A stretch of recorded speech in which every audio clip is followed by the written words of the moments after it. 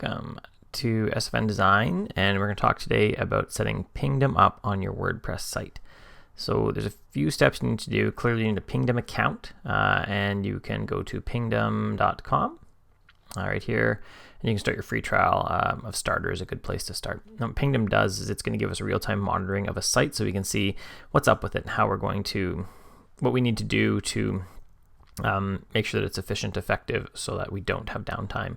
In the case for this client, the suite setup, we're making sure that they don't have downtime when they have an upcoming sale in a couple weeks. And we're going to be doing a few other things, but Pingdom is where we start, so we can get real user metrics to see what's up.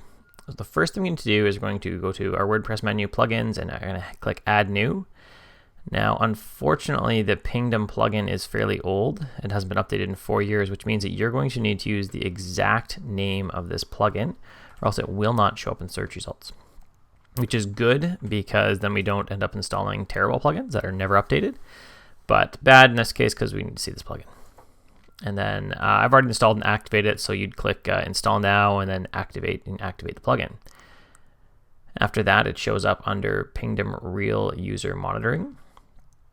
And then you need your monitoring site ID. You can see mine there. We'll probably blank that out actually, but you can see it right here. That's where it would go. And then to find that under your Pingdom account, you'd usually show up and you're going to start from the dashboard. What you're looking for is the Visitor Insights, or RUM. So we'll click on that.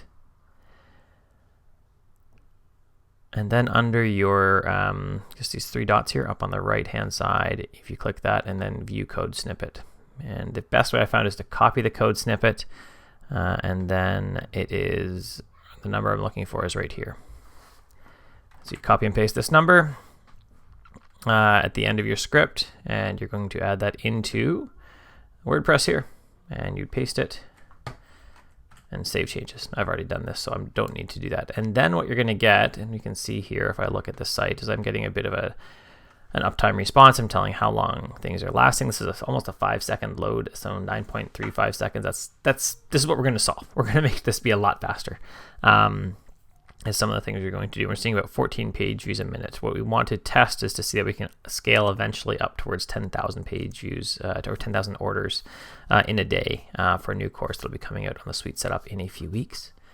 So that's the whole goal, but this is where we start, and this allows us to identify what our slow pages are overall and where some of our other bottlenecks are so that we can start fixing these problems this week in launch, in preparation for a launch in a couple weeks.